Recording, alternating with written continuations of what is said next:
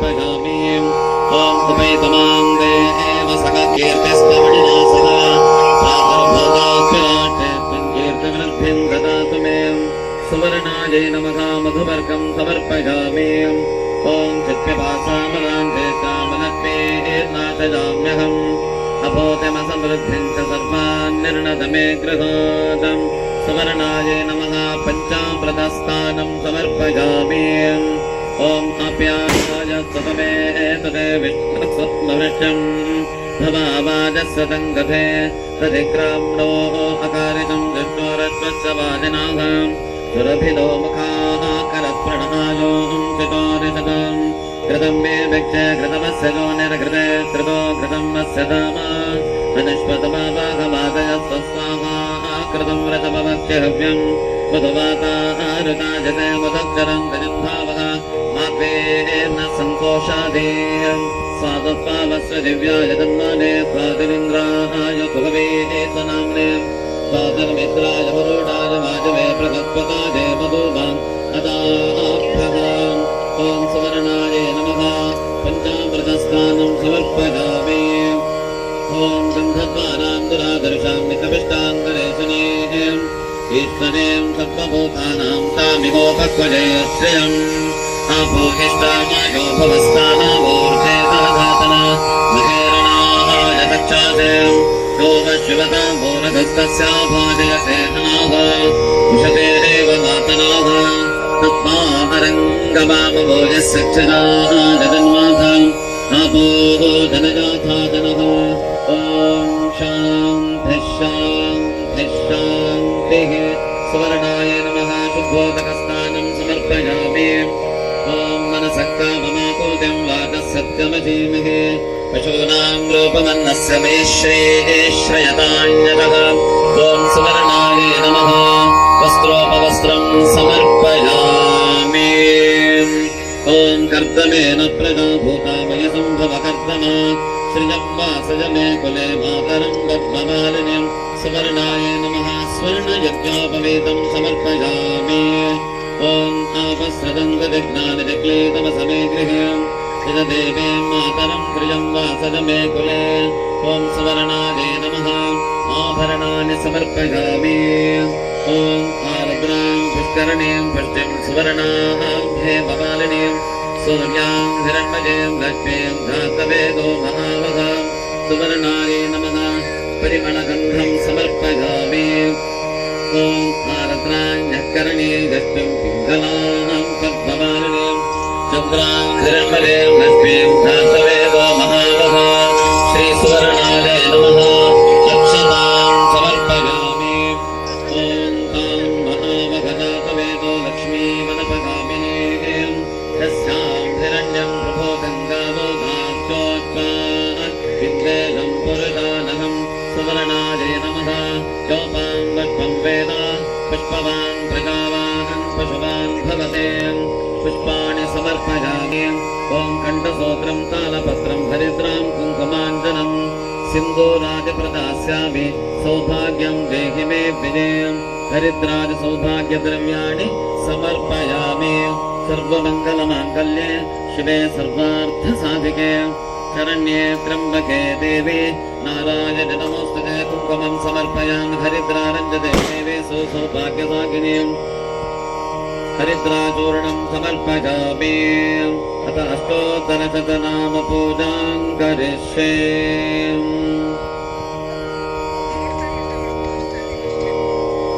ॐ श्री सुवर्णाय नमः ॐ शिवाय नमः ॐ ब्रह्माण्डरूपाय नमः ॐ जटावत्यै नमः ॐ गोमत्यै नमः ॐ तुङ्गाय नमः ॐ भद्राय नमः ॐ कृष्णवेण्ये नमः ॐ भीमरुध्ये नमः ॐ सिंहवे नमः ॐ सरस्वत्यै नमः ॐ गायत्रे नमः ॐ गरुडासनाय नमः ॐ गिरिजाय नमः ॐ चन्द्रकलाय नमः ॐ मृत्युञ्जयशिरोदीप्ताय नमः ॐ सर्वपापप्रशमन्ये नमः ॐ ॐ सर्वोपद्रवनाशिन्ये नमः ॐ सर्वतीर्थस्वरूपाय नमः ॐ गङ्गायै नमः ॐ कल्मषज्ञे नमः ॐ पापहारिण्ये नमः ॐ पावन्ये नमः ॐ पार्वत्ये नमः ॐ इतिबाधाविनाशिन्ये नमः ॐ कामेश्वर्ये नमः ॐ कामदाय नमः ॐ कैलासवासिन्ये नमः ॐ ह्रीङ्काररूपिण्ये नमः ॐ आदिमूर्ते नमः ॐ अनन्ताय नमः ॐ आदिशक्ते नमः ॐ सहस्रारस्थिताय नमः ॐ सत्यलोकप्रिये नमः ॐ हिलाय नमः ॐ पिङ्गलाय नमः ॐ सुषुम्नारूपिण्ये नमः ॐ सहस्रपद्मभेदिन्ये नमः ॐ कालिन्द्ये नमः ॐ जन्मसुताय नमः ॐ वरदाय नमः ॐ प्रसारिण्ये नमः ॐ परमेश्वर्ये नमः ॐ सूर्यतनयाय नमः ॐ सङ्ख्याय नमः ॐ पराय नमः ॐ यमस्वस्रे नमः ॐ विष्णुपादोद्भवाय नमः ॐ विष्णुप्रियाय नमः ॐ विश्वप्रियाय नमः ॐ जटामण्डलवासिन्ये नमः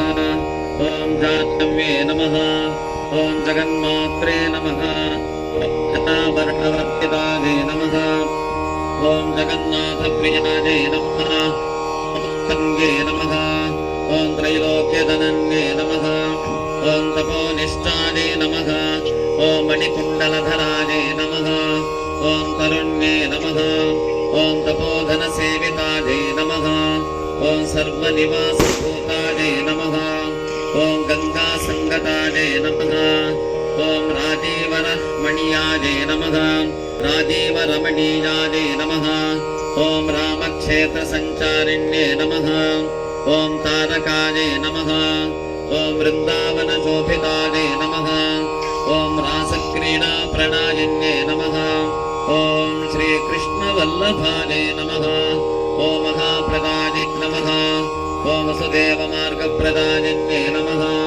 ॐ धात्रीसञ्चारिण्ये नमः ॐ हलधराकृष्णाय नमः ॐ मायाय नमः ॐ मनोरूपाय नमः ॐ मज्जब्रह्माण्डमण्डलाय नमः ॐ मणिकर्णिकाय नमः ॐ तारकेश्वरप्रियाय नमः ॐ कृष्णाय नमः ॐ चतुष्षष्टिकलारूपाय नमः ॐ पञ्चतत्त्वात्मने नमः ॐ काल्ये नमः ॐ एकाक्षरप्रियाय नमः ॐ एकभोगाय नमः ॐ एकेश्वरप्रदाय नमः ॐ ललिताय नमः ॐ पञ्चक्रोशसञ्चारिण्ये नमः ॐ केदारप्रियाय नमः ॐ त्रिवेण्ये नमः ॐ इच्छाशक्तिक्रियाशक्तिज्ञानशक्तिस्वरूपिण्ये नमः ॐ मायाशक्ते नमः ॐ सर्वसाक्षिण्ये नमः ॐ मुक्तीश्वर्ये नमः ॐ इन्द्रनीलनिभाय नमः ॐ प्रयागवासिन्ये नमः ॐ भोगमोक्षप्रदाय नमः ॐ गङ्गायै नमः ॐ भागीरथ्ये नमः ॐ पुण्यनदीरूपाय नमः ॐ कृष्णमनोविमोदिन्ये नमः ॐ अरुणाय नमः ॐ परशक्त्ये नमः ॐ नवरत्नरूपिण्ये नमः ॐ सकलधारिण्ये नमः ॐ मुनिपूज्याय नमः ॐ बिल्वहारिण्ये नमः ॐ सीतास्वरूपिण्ये नमः ॐ श्रीरूपिण्ये नमः ॐ सुवर्णाय नमः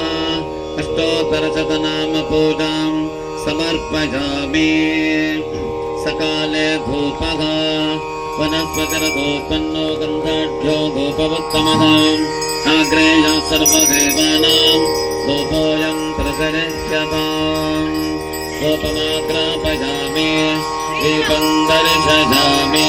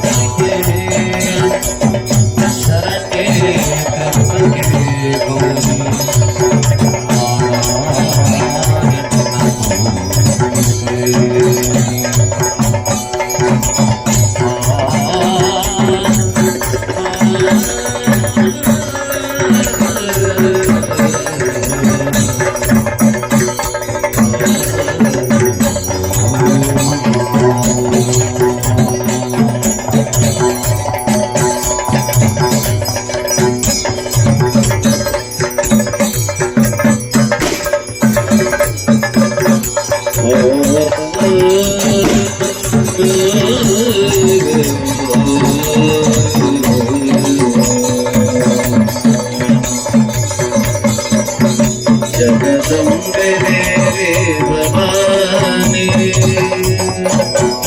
जगदम्बे देवी भवानी जगन्नाथ शक्ति दुर्गे जगन्नाथ शक्ति दुर्गे जगन्नाथ शक्ति दुर्गे जगदम्बे देवी भवानी कुमार गणनाथा कल्याणी श्यामलांगा कुमार गणनाथा कल्याणी श्यामलांगा जननी दुर्गे वरदे माता जननी दुर्गे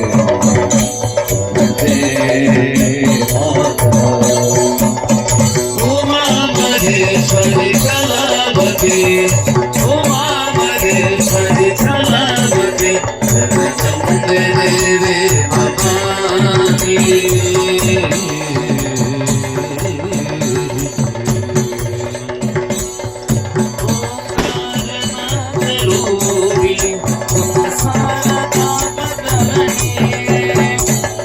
ओंकार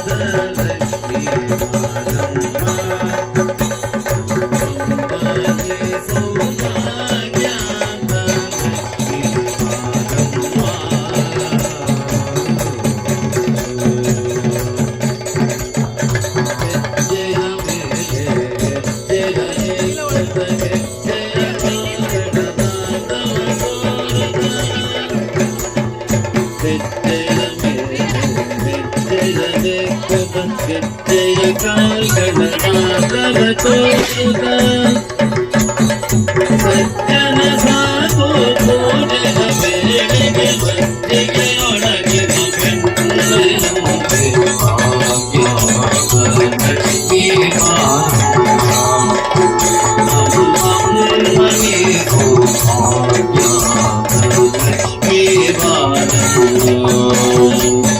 ಕನಕ ವ್ಯಕ್ತಿಯ ಕರೆದು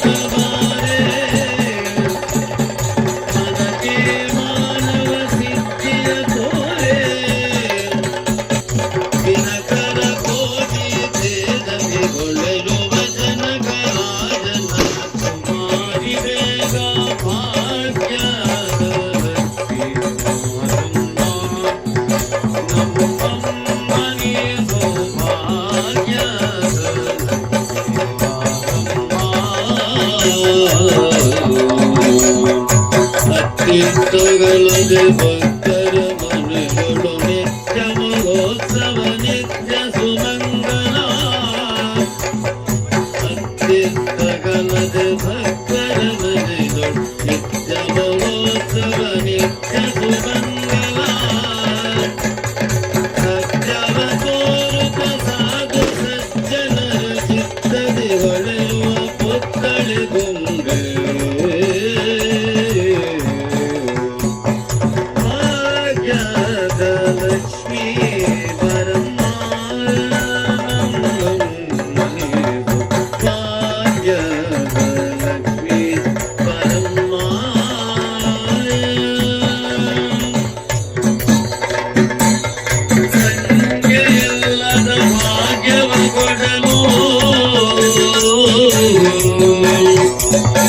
ಕಂಗಣ ಕೈಯ ತೋರುತ್ತ ಬಾರೆ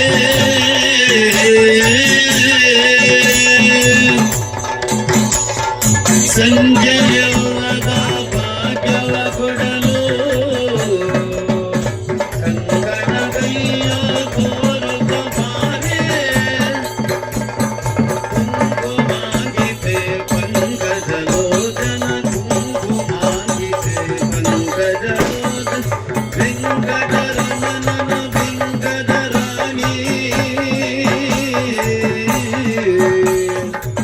ಕುಂಕುಮಾಗಿದೆ ಪಂಕಜಲೋಚನ ವೆಂಕಟರಮಣನ ವೆಂಕಟರಾಣಿ ವೆಂಕಟರಮಣನ ವೆಂಕಟರಾಣಿ ವೆಂಕಟರಮಣನ ವೆಂಕಟರಾಣಿ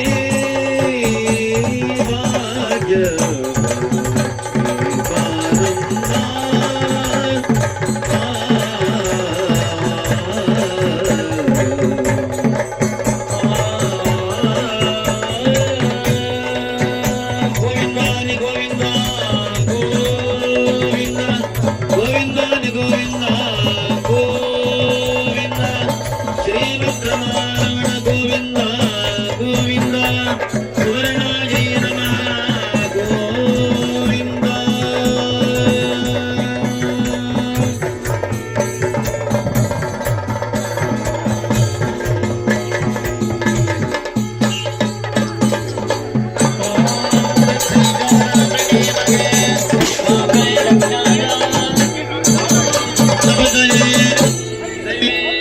ಸ್ವಸ್ತಿರಸ್ತು ನರಃ ಸ್ವಸ್ತಿರ್ಮಾನುಷೇಭ್ಯಃ ऊर्ध्वन्दिगातु भेषजम् शन्नो अस्तु द्विपदे शन्तु दुष्पदे ॐ शान्तिः शान्तिः शान्तिः श्रीमद्रमण गोविन्द गोविन्द